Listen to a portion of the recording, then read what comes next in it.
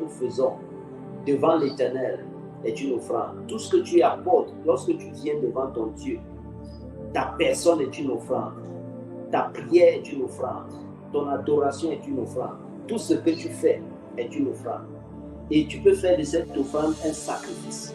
Pour que tu fasses d'une offrande un sacrifice, il faut que l'offrande meure. Ça veut dire que tu peux venir et mourir sur l'autel de prière. Il faut que ton humanité disparaisse et que la divinité de Dieu regagne ton cœur. Donc viens faire mourir ton humanité. Viens te laisser complètement devant Dieu. Il dit, venez à moi, vous tous qui êtes fatigués et chargés.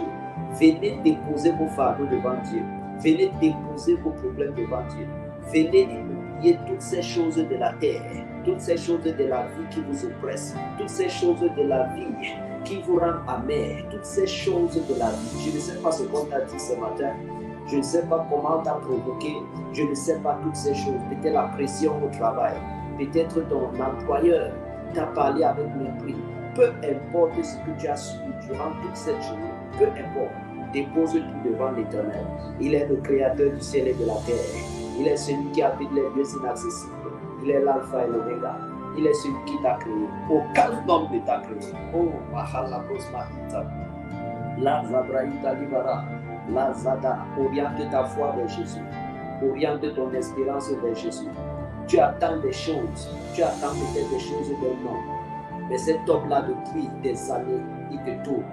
Cette personne, depuis des années, te tourne comme ceci. Il va là-bas, il va à gauche, mais il n'accomplit jamais ses promesses. Mais Dieu est le Dieu juste. Dieu peut susciter même des corbeaux pour te nourrir. Dieu peut susciter même quelqu'un que tu n'as jamais vu pour venir résoudre ce problème-là.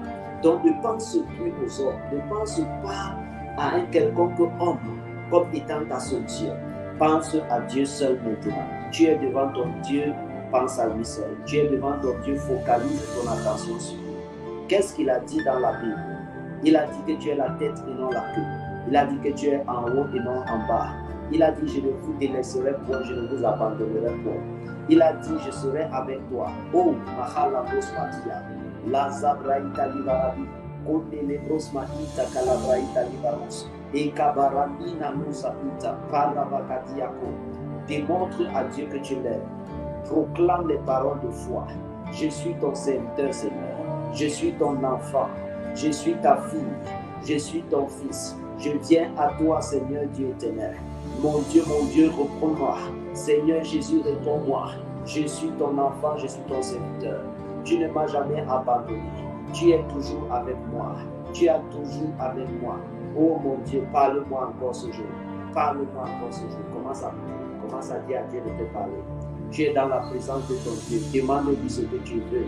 Dis-lui, Seigneur, j'ai besoin de toi. Seigneur, j'ai besoin de toi, de plus de toi. Vous savez, l'Éternel dit les choses. Il dit que si tu viens devant l'Éternel pour donner ton offrande, et tu te souviens que tu as fait du mal à ton frère, que tu as posé ton frère, va d'abord arranger avec ton frère avant de venir faire ton offrande. Pourquoi Dieu dit ça maintenant? Je vous ai dit et je répète encore que tout ce que nous faisons dans l'Éternel est perçu comme une offrande. En réalité, on ne vient jamais dans la présence de Dieu le même but. Jamais. Même toi-même, tu as une offrande à l'Éternel. Tu as une offrande à l'Éternel. Jamais. Donc, tu ne peux pas venir devant l'Éternel et il ne considère pas. Et si tu n'as rien à donner à l'Éternel, en ce moment, ta prière est une abomination. Donc, ta propre personne est la première offrande que tu apportes devant l'Éternel. C'est pour ça que ne viens pas devant l'Éternel avec sans la foi. Ne viens pas devant l'Éternel sans la foi. Vous comprenez un peu? Ne viens pas devant l'Éternel avec un cœur incrédule. Ne viens pas devant l'Éternel avec une perception. Non, non. Ne venons pas chercher la malédiction dans la présence de Dieu. Mais venons pour que Dieu nous bénisse. Parce que Dieu est prêt à nous bénir. Mais venons comme des offrandes de bonne odeur. Venons comme des sacrifices vivants. Venons et disons à Dieu, Père, je viens à toi. Je suis ton enfant. Je t'aime, Seigneur Jésus. Je viens à toi. Ça veut dire une chose claire. Que même si toi, le juste peut glisser, mais il se relève. Pourquoi? Parce qu'il a la volonté de se repentir. Il a la volonté de ressembler à Jésus. La base de l'intimité, c'est la motivation et le désir de ressembler à Jésus. Si tu n'as pas le désir de ressembler à Jésus, tu ne seras jamais comme Jésus. Parce que la foi vient de ce qu'on entend. Ce qu'on entend vient de la parole de Christ. Avec Dieu, si tu ne crois pas, tu ne manifesteras jamais. Il faut croire pour voir. Il faut croire pour manifester. Ceci dit, lorsque tu es avec le Seigneur Jésus, qui est ton modèle? Qui te transforme? À qui est-ce que tu veux ressembler? À qui est-ce que tu veux ressembler? Si jusqu'aujourd'hui, le péché perdure encore, le péché s'assoit encore dans ta vie, c'est parce que tu n'as jamais souhaité ressembler à lui.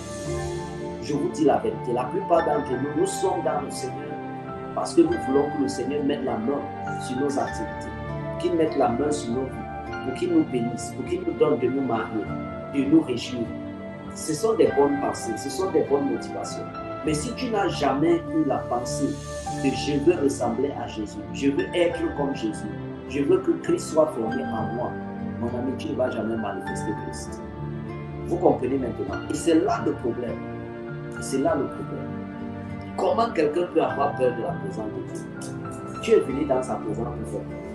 Quand tu viens dans sa présence, tu veux que toute ton humanité meure pour prendre sa divinité. La Bible déclare, 2 Corinthiens chapitre 3, quelque part dans le verset 18.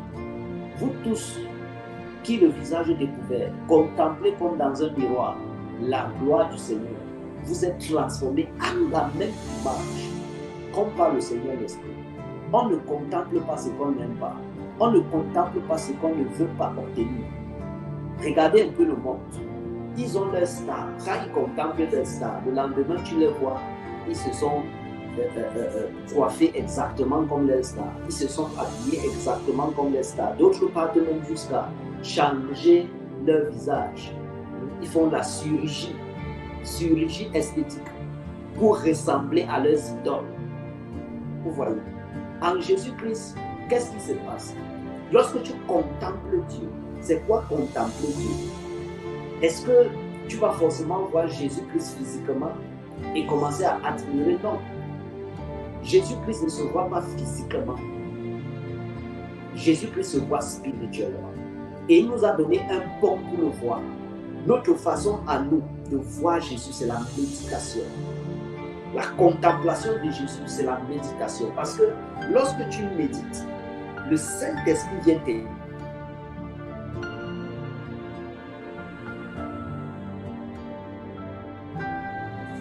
Dieu révèle sa présence. Écoutez, la présence de Dieu ne se révèle pas seulement du fait que tu as vu quelque chose. Écoutez-moi bien. Si tu es présent dans une pièce, comment savoir que quelqu'un est présent dans la même pièce que toi? Il peut parler, tu entends. Donc tu peux entendre un son. Tu peux entendre le son de ses pas. Et tu es persuadé qu'il est là. Voilà un peu. Tu peux entendre sa voix. Et tu es persuadé qu'il est là. Ça peut être le son de sa voix. Ça peut être un bruit. Et tu sais qu'au travers de ce bruit, il y a forcément quelqu'un quelque part. Mais avec Dieu, il n'y a pas que le fait de voir une personne pour te convaincre qu'il est là. Ou bien le fait d'entendre la voix d'une personne. Ok, pour te confirmer que la personne est là. Avec Christ, il y a d'autres sens qui s'activent. C'est que tu peux partager les mêmes sens que lui. Tu peux ressentir ce qu'il ressent. Tu peux avoir une pensée spontanée. Une pensée dont tu es certain que ce n'est pas ta pensée. Bon, imaginez un peu. Nous sommes là en train de parler des Écritures. Et ton esprit se retrouve immédiatement dans un voyage. Ton esprit se retrouve dans un village. Et tu vois quelqu'un là-bas en train de faire quelque chose de mal. Et immédiatement, ton cœur est épris de colère pour prier ou pour déclarer des paroles. Qu'est-ce qui peut faire ça? Toi-même, tu sais que tu es persuadé que ce n'est pas ta pensée. Parce que la Bible déclare que les pensées de Dieu sont au-dessus de nos pensées. Aussi vrai que la terre est éloignée du ciel, c'est aussi comme ça que les pensées de Dieu sont éloignées de nos pensées. Donc tu peux savoir quand c'est Dieu qui te parle. Tu peux savoir quand la présence de Dieu est déjà active. C'est au travers de toutes ces choses Donc un enfant de Dieu ne demande pas seulement à Dieu, c'est papa, je veux entendre, je veux entendre, je veux entendre. Non. Avec Dieu, on n'entend pas seulement. Avec Dieu, on ne voit pas seulement. Avec Dieu, on ressent aussi. Donc ce que tu dois dire, c'est Saint-Esprit manifeste ta présence. Donc c'est pour ça que tout à l'heure, on a prié Saint-Esprit manifeste ta présence. Parce qu'il peut manifester sa présence de plusieurs manières. Vous comprenez maintenant? Je sais qu'il y a un système actuel qui veut que l'enfant de Dieu dise toujours je vois, j'entends, mais en réalité on ne voit pas toujours, on n'entend pas toujours. Que Dieu nous délivre de ce mensonge. On ne voit pas toujours et on n'entend pas toujours. Parfois on ressent, parfois on perçoit. Ok? Parfois on perçoit, parfois on reçoit. Donc, il y a tellement de choses. La manifestation du Saint-Esprit est diverse. Ce que nous devons demander, c'est Seigneur, donne-nous le don d'interprétation des langues. Parce que nous devons interpréter le langage de l'Esprit. Il parle de plusieurs manières. On peut être ici en train de prêcher et le courant se coupe. Et la coupure du courant a une signification qui montre que le Saint-Esprit est en train d'agir. Tout dépend de l'interprétation à l'instant T. C'est pour ça que nous devons demander, Seigneur, manifeste ta présence et donne-nous de comprendre tes manifestations. Dieu parle tantôt d'une manière, tantôt d'une autre, mais on ne prend pas garde. Que Dieu nous donne de prendre garde à partir d'aujourd'hui. Qu'il nous donne l'intelligence et la sagesse d'interpréter ces langages. Au nom de Jésus-Christ de Nazareth. Alléluia. Donc, mon but, c'est de t'enseigner l'intimité avec Dieu. C'est ce que nous sommes en train de faire.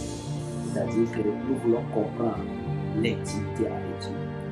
Quand tu viens dans la présence de Dieu, tu ne viens pas pour te faire entendre, mais parfois tu viens aussi pour que Dieu t'entende. Et lorsqu'il te charge, il peut te charger, il peut te remplir. Et il peut même te donner une mission pendant que tu es dans sa présence. Et c'est cette mission maintenant, quand il te remplit d'une mission, il te remplit comment dire ça, d'un objectif. Il met ça dans ton cœur et tu commences à prier. Ça peut te pousser à commencer à intercéder pour les nations, à intercéder pour tes frères et tes sœurs, à prier pour les malades. Mais tu es convaincu que c'est un fardeau que Dieu a déposé à toi à l'instant où tu es venu dans sa présence. Donc lorsque nous venons dans la présence de Dieu, il y a des moments d'intimité. Et dans les moments d'intimité, c'est le moment où Dieu partage ses secrets avec nous. Dieu peut venir et te révéler quelque chose qui ne vient pas dans ta nation. Il peut venir et te révéler quelque chose dans ton passé qui doit t'aider à améliorer ton futur. Il peut venir et te parler des choses, parce que la Bible dit que Dieu ne fait rien sans révéler à ses serviteurs, ses prophètes. En réalité, il ne fait rien sans révéler à ses amis. Tu peux devenir un ami de Dieu et Dieu vient te révéler des choses cachées pour ta famille, pour les uns, pour les autres. Tout ceci est possible avec la grâce de Dieu. Donc, sachez que vous êtes éligibles pour la grâce de Dieu. Jésus-Christ est mort pour nous tous. Ça veut dire que nous tous ici, nous sommes éligibles pour entendre. Nous sommes éligibles pour voir, pour ressentir. Nous sommes éligibles pour manifester la présence du Saint-Esprit. Il n'y a pas un surhomme. Il n'y a pas quelqu'un que c'est seulement à lui qui est dédié. Non.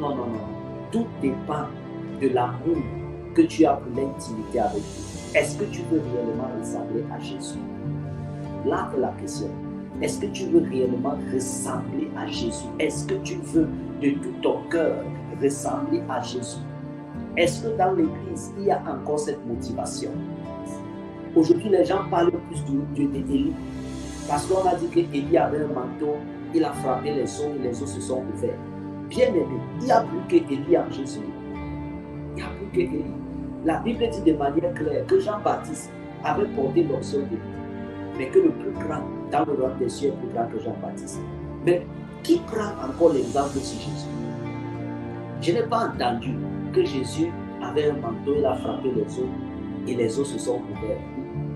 Jésus n'avait pas besoin de frapper pour ouvrir les eaux, il marchait sur les eaux. Il n'avait pas besoin de frapper les eaux pour que les eaux s'ouvrent, il marchait sur les eaux. Le vent soufflait, il marchait. Il marchait.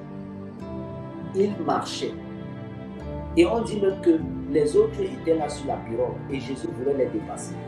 Donc il marchait même d'une manière un peu bizarre. C'est comme si C'était même plus une marche normale, c'est comme s'il flottait plus rapidement que le bateau. Je ne sais même pas si vous avez vu cet endroit. Mais aujourd'hui, les gens prennent plus les exemples sur Élie. Quand ils parlent des prophètes majeurs, c'est à Élie ils pensent. Quand ils parlent des prophètes majeurs, c'est à Moïse ils pensent. À cause du spectacle qui accompagnait leur ministère. Mais Jésus n'avait pas besoin de tant de spectacle en fait. Parce qu'il était lui-même le spectacle. Vous comprenez? Donc, nous voulons signe. Mais Jésus est le signe. Vous êtes vous-même des signes pour votre génération. Cherchez à ressembler à Jésus. Cherchez à ressembler à Jésus. Jésus est plus que Élie. Jésus est plus que Moïse. Jésus est plus que ceux qui l'ont précédé. Il est l'alpha et l'oméga, le commencement et la fin. Jésus dit sur la croix que tout est accompli. Pourquoi il dit que tout est accompli? C'est parce qu'il peut maintenant habiter en l'homme. Il n'a plus besoin des avant-coureurs. Il n'a plus besoin de ceux qui portaient une portion de l'onction. Il vient dans sa totalité. Tu dois désirer être comme Jésus. Oh Seigneur, il veut seulement la grâce de Joseph. Oh Seigneur, il veut seulement la grâce de Dieu. Oh Seigneur, il veut seulement la grâce de Moïse. Non. Tu as tout en toi. Le Saint-Esprit est la plénitude de la divinité. Il est le Père et le Fils manifestés en toi. Ce dont tu as besoin, c'est d'entrer dans le lieu secret. L'intimité. Parfois, nous fuyons le lieu secret pour aller chercher les manteaux de Père, pour aller chercher les manteaux de tel ou de tel. Oh, je veux la grâce de l'homme de Dieu. Je veux la grâce de l'homme de Dieu. Mais est-ce que tu t'es posé la question une seule fois? Quelle est la grâce que toi tu as? Tu veux la grâce d'être X, tu veux la grâce d'être Y. Tu cours là-bas, tu cours là-bas. C'est pas mauvais de voir une grâce et d'être attiré par une notion. C'est très normal. C'est Dieu qui te permet ça, que tu sois parfois attiré par une notion pour aller te connecter à une grâce particulière. Je ne refuse pas. Mais ce que je veux que tu comprennes, c'est que tant que tu ne passes pas du temps dans la présence de Dieu, tant que tu n'entres pas dans une relation réelle, intime et personnelle avec Dieu, tu ne peux même pas découvrir ce que toi-même tu as. Et c'est comme ça souvent on réussit à être des personnages au lieu d'être nous-mêmes. Est-ce que vous savez qu'un homme peut être un personnage? Pourquoi? Parce qu'il a pris un peu ici, un peu là-bas, un peu là-bas, un peu là-bas, mais lui-même, il n'a pas de singularité. C'est un personnage. Et ça se voit, ça se voit. Quand quelqu'un parle, il est un personnage, vous ne pouvez pas l'attribuer personnalité. Il est divers, il est employable. Et parfois, il devient même comme bipolaire. C'est-à-dire que vous comprenez qu'il y a un problème. Il y a un problème en fait. Mais quand quelqu'un a une personnalité, pourquoi? Parce qu'il a fait sa rencontre avec Dieu. Il a une intimité, il a une histoire avec Dieu. Il marche différemment. Vous voyez en lui la consistance. Vous voyez en lui la constance. Ces choses-ci animent sa personne. Et une telle personne peut vous amener à bon port. Mais la personne qui est un personnage, parce qu'il a pris ici, il a pris là-bas, il a pris ici, il a pris là-bas, il est déformé. Quand il marche, il est là-bas. Tu sens qu'il n'y a pas de forme là-bas. Vous comprenez? Ne soyez pas des hommes déformés. Soyez des hommes faits. Et pour être des hommes faits, vous avez besoin d'entrer dans une intimité réelle avec Dieu. L'intimité avec Dieu, c'est la chose la plus importante pour un enfant de Dieu. C'est le seul moyen de ressembler à Jésus. C'est l'intimité. Si tu n'es pas dans l'intimité, tu ne peux pas ressembler à Jésus. Il faut que tu entres dans le lieu secret. Le visage doit être découvert. Et tu dois contempler sa gloire. Tu dois contempler sa présence au quotidien. Quand tu commences à aimer la présence de Dieu et à aimer l'intimité de Dieu, ce qui va arriver, c'est que tu seras transformé. Tu vas devenir un sujet de contradiction. Je te dis la vérité.